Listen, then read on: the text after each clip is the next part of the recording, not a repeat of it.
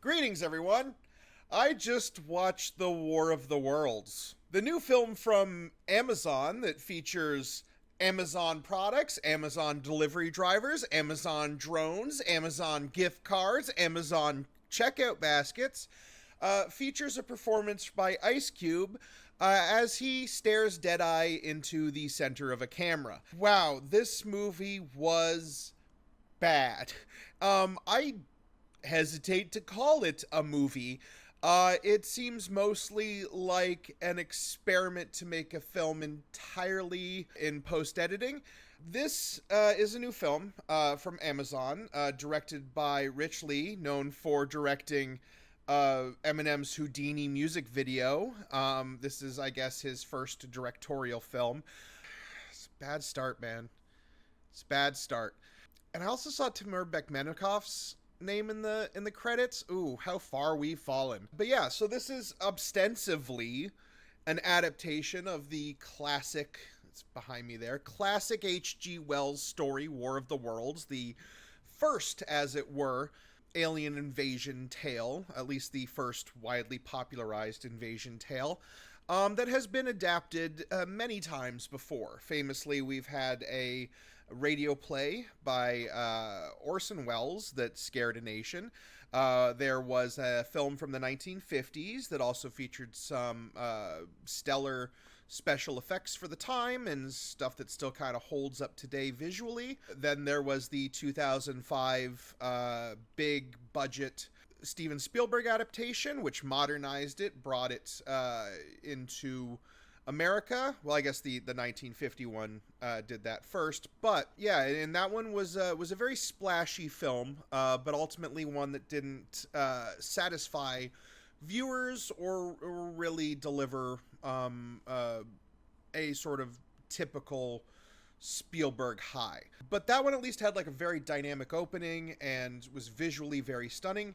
There was a BBC adaptation a couple years back I didn't see, but by all accounts it was pretty mid. That was more of a straight adaptation in setting and tone. This movie, though, this movie throws all that out of the window. This movie is a glorified Zoom call. This is I'm not sure what you would call the style. It's been done a few times before. I guess the unfriended style, if you want to go back to one of the first times we saw this sort of technique used to tell a story. I don't think it's ever fully been successful. I think the closest that this style of film has ever come to getting any sort of acclaim was there was a movie a few years back called Searching with John Cho, and that was mostly John Cho's performance was praised. I didn't end up seeing it, but I did hear very good things about that one. But like that one was more of just like a guy looking for his missing daughter. It wasn't whatever this one was. So this movie features Ice Cube in the lead. He is a DHS, I guess, analyst or information gatherer. His job is very confusing to me because when he logs in, he seems to spend his average workday just randomly flipping between cameras in places like outside the White House or the Pentagon or Times Square or really just anywhere he sort of feels like in the moment, looking and listening to random conversations and sort of showing that like this guy has access to basically every camera, every public Wi-Fi or remote operable device possible. The technology is also wildly fantastical. He is able to pull really specific but also really irrelevant data from his cameras at one point when he's stalking his daughter, because that's how he seems to spend his day, is flipping between randomly observing places around the globe and stalking his own kids. The camera's able to like look at her muffin and determine in like a hysterical readout that her muffin has no calories or no protein. It's not a healthy muffin. She's not eating a healthy muffin. So he can call her up and tell her, hey, your muffin's not healthy. I'm looking in your fridge right now. Your fridge is terrible because your fridge has a camera on the inside, because everything in this movie, everybody in this movie has the latest technology that is entirely accessible and is able to be taken advantage of by Ice Cube, who again I'm not clear on even what his day-to-day is supposed to be. He seems to sit in a single room by himself. There are computer monitors and other desks behind him, but nobody's ever at them, even though it seems like it's a fully normal workday until an alien invasion starts. Usually when you see these kind of like operation centers in movies and stuff, they're big rooms with like lots of people talking. The recent Superman film, or even if you go back to Treadstone in the Bourne movies, that's like a more believable big operation center. This seems to just be a random office in a building somewhere, but he is so important that he has direct lines to the president, to the Department of Homeland Security head, to the Secretary of Defense, and they seem to speak to him as if he was the only analyst employed by the United States government. So as he's going about his day, wouldn't you know, an alien invasion starts. He's actually seems like his biggest thing he's doing is trying to track some kind of shitposting hacker who in no way is going to turn out to be his own son. I know that's a spoiler, but who the fuck cares, man? Don't see this movie. You don't need to see this movie. It's garbage. So I'm going to spoil the shit out of it. And it's War of the Worlds. It's been around for a fucking 100 years. We know what happens. But yeah, no, he all of a sudden, meteors start striking the Earth. It's all very loud. This movie gets very loud at times. I wanted to have Ice Cube just turn the volume down on his own computer. And out from these meteors emerges your classical tripods. The design is very, very derivative of stuff that was maybe popular 10 years ago. They remind me of stuff you would have seen in like Halo 4 or Halo 5. That kind of like technical design that like was popular in sci-fi maybe 10 years ago that we sort of started to move past. And the tripods stuck coming out and wreaking havoc across the planet. And Ice Cube has to simultaneously coordinate the counterattack from the U.S. military, while feeding information to the president, to his boss at the Department of Homeland Security, who is played by Clark Gregg, doing his most sleepy Coulson, where he's basically just playing Coulson, but in a sort of half-interested mode, because like everybody else in this movie, he has to act directly into the lens of a camera against nothing without really even knowing what he's looking at, because they haven't finished the special effects yet by the time they were filming, which of course you wouldn't, that would be a post-production thing anyway, but you would still want to at least have something for your actors to react to, and there's nothing here. So you can really tell when it comes to Ice Cube, when it comes to Clark Gregg and a few other actors you see throughout the film, they are mostly just sort of pantomiming. But he ends up alone in the DHS building because everybody else is evacuated, I guess, off screen, and he's locked in, or he was just literally the only person working in that entire building, because this movie has a cast of about 8 people, 4 of which are featured extras. And throughout the course of the film, we learn that the reason the aliens have come to Earth is they are hungry for our data. They want to eat our Facebook pages. Literally. They literally eat the main character's Facebook page at one point in the movie, and it's the most heartbreaking thing to him. Now, to be fair, it is his dead wife's Facebook page, but like, bro, you could have printed some photos.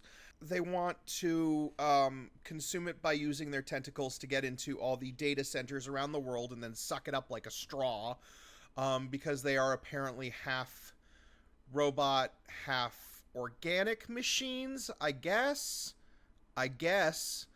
And the reason they've decided to invade now is because, unbeknownst to Ice Cube, his boss Clark Gregg has started this massive data collection machine program software named Goliath. And I guess Goliath is supposed to be sort of like that thing from Captain America the Winter Soldier, where it can collects so much information that it can start to predict how people will behave, to predict what they'll do in the future, predict. Again, this is all very tangentially explained. Yeah, and then Ice Cube has to poison their data. He poisons their data with a computer virus, and then eventually with a real virus. Again, question mark, because there's this thing where his son is an expert hacker that is secretly disruptor, that is got his own little cabal of anonymous hackers. And his daughter is a top level scientist biologist who seems to be working on some kind of super virus or something. Again, question mark. It's a virus that it's like a physical virus they were able to load onto a flash drive, I guess. We're figuring this out together, audience. We're gonna work through it and figure this out together. Yeah, so that's sort of the crux of the film. It's 90% whip pans between browser windows. Visually, this is a very disgusting film, a very kind of nauseating film, because when you have I did see Unfriended, and sort of how those movies do it, Unfriended 1 and 2, is they're not as kinetic with flashing between different windows.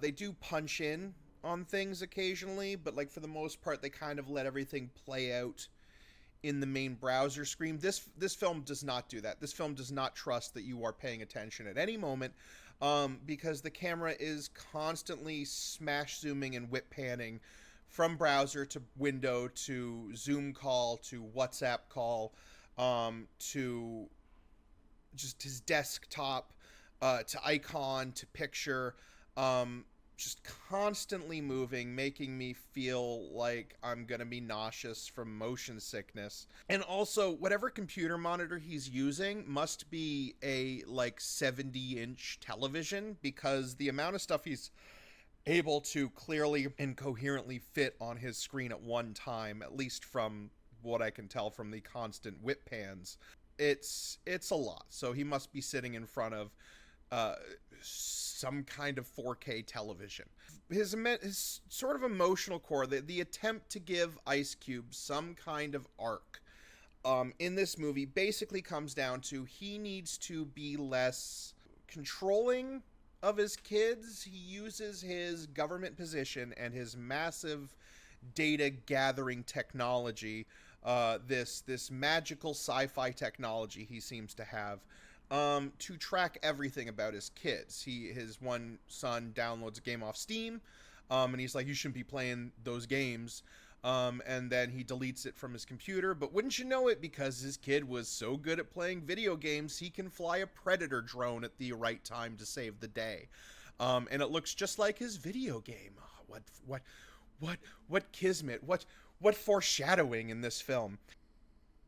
I'm sorry, I'm just thinking about some of the dialogue in this movie too. This is, I think, the first adaptation of War of the Worlds to say the phrase War of the Worlds. I think 20 minutes into the film, because that's kind of the one saving grace of this movie, is it's only 90 minutes, which is the legal length of time that a movie has to, the minimum legal length of time a movie has to be to even be qualified as a movie. So it's right on the button, 90 minutes. It moves at a fast pace. That first 20 minutes kind of just so much was happening, and I was so much was catching my attention, and so much was I was trying to process one thing, and then it would move on to another thing, and then I'd try to be thinking about what just happened and somebody just said, and then by that point it was 30 minutes into the movie. I forgot what I was saying, because it's all so much to take in. Yeah, just insane. The dialogue, right? Yes, they say War of the Worlds. Literally, at one point, the president's like, "Oh yeah, we're with every country's getting together simultaneously with their military to fight back within 15 to 20 minutes of these things landing." And the president says something to the effect of, "The War of the Worlds has begun." I see no other option to initiate this war of the worlds to save us all. And then like 5 seconds later, you got a CNN chyron at the bottom, a CNN lower thirds that's like, nations engage in the war of the worlds. This movie, this fucking movie, is it a movie or is it a commercial? I want to go over some of the brands, some of the intellectual corporate properties that play a large role in this film. I kept track. Now, of course, the big one is Amazon. This is an Amazon streaming film after all, so naturally you have a central character who is an Amazon delivery driver. The phrase knowing what's in people's Amazon checkout carts is brought up multiple times because people accuse him of spending his days just looking at what's in people's Amazon carts. There is a Amazon delivery drone and an $1,000 Amazon gift card that play a key role in saving the day at the end. Of course, being flown by the Amazon delivery driver.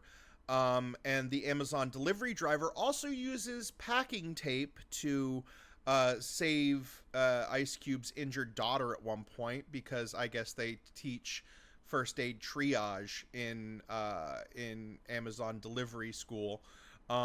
He's like, no, trust me, this'll work. It's packing tape. Because I guess he packs so many boxes. Because he's just such a good Amazon delivery driver. So yeah, the Amazon website is featured directly. You, of course, have Microsoft. Microsoft playing a huge, huge role in this film because, of course, Ice Cube's computer is running Microsoft Windows 11.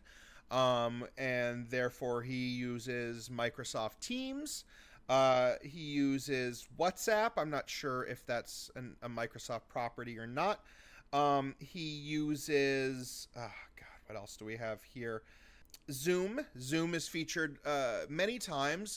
Many times a character will message him and say, call me on Zoom right now. You've got Facebook. You've got Staples. He's got a Staples easy button that he hits no less than 3 times in the film. He is able to save his daughter thanks to the self-driving remote capabilities of a Tesla Model S. Google, again, Facebook, the Epic's Game Store comes up at one point. BBC, CNN, Fox News. Those are less egregious because a lot of sort of modern set films will feature that. But thankfully, we do have a nice tweet from X that shows up from Senator Chuck Schumer. So you've got X, you've got, oh God, just literally everyone who was willing to pay to have their product featured in this glorified commercial. Yeah, it's Ice Cube's whole arc is, it's not the technology that's bad, it's just this one guy, Clark Gregg, who wanted to collect too much data that the aliens will eat. They say that. They say aliens are eating the data. I don't know how they get any nourishment from it. I don't know what they do with it. I don't know how our Facebook pictures will give them the ability to keep going. They don't seem to have any sort of centralized plan other than to just suck up data from data centers with straw fingers. The U.S., at one point, because they're eating all of the data in the world, and there's no more data in the world, and we're all losing our data, the U.S. military has no data, and because the U.S. military has no data, their data's been eaten, they are unable to fight. Literally, they're unable to fight at all. Apparently, not having access to GPS or to, I guess, LiDAR or sort of newer advanced satellite technology or whatever makes them physically incapable of firing howitzers at the thing. It makes them physically incapable of driving tanks around. It makes them physically incapable of flying a fighter jet. It makes them physically incapable of shooting a machine gun at these things. At one point, the news reporter says that the U.S. military has been forced to engage in basically hand-to-hand combat with these giant tripod machines, which I wonder how that works out for them. Did they just send a bunch of guys up to try to karate chop the legs? Yeah, I think that a organization that has been waging war around the globe for the, I guess, last 100 years, is completely incapable now of mounting any sort of meaningful resistance to an alien invasion without their access to WhatsApp. The special effects, the CGI effects, are incredibly egregious.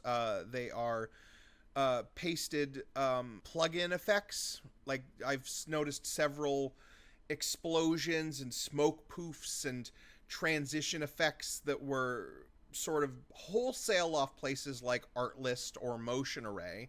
I can pay for them now. Look, woo, explosions.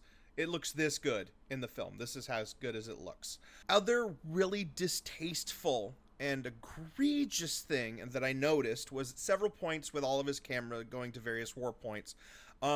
They seem to use actual footage from real life war zones and real life disasters with terrible low poly modeled tripods roaming around in the background.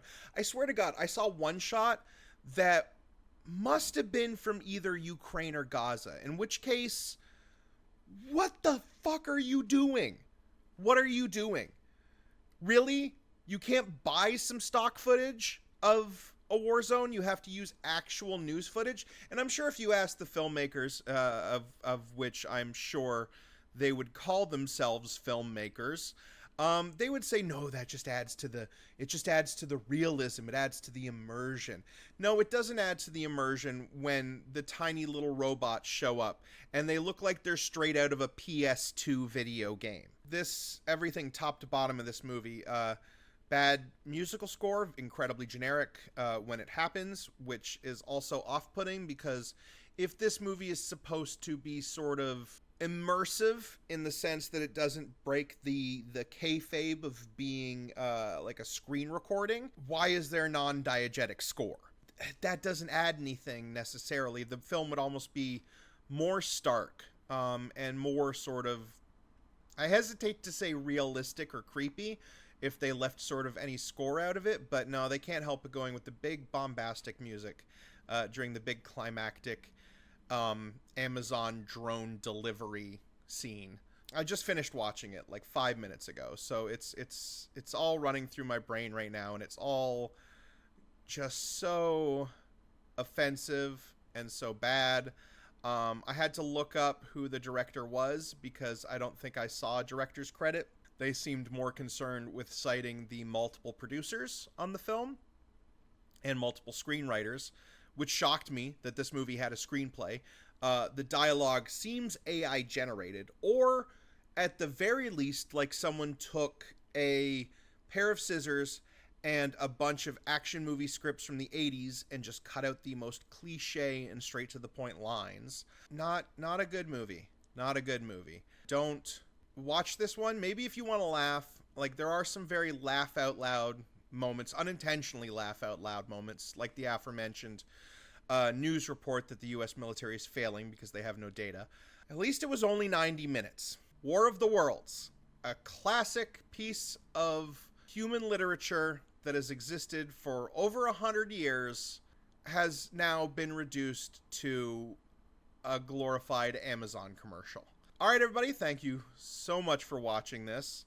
If you want more, don't forget to like and subscribe. We've got other videos on the channel. And just remember, stay safe and be who you are. Wow.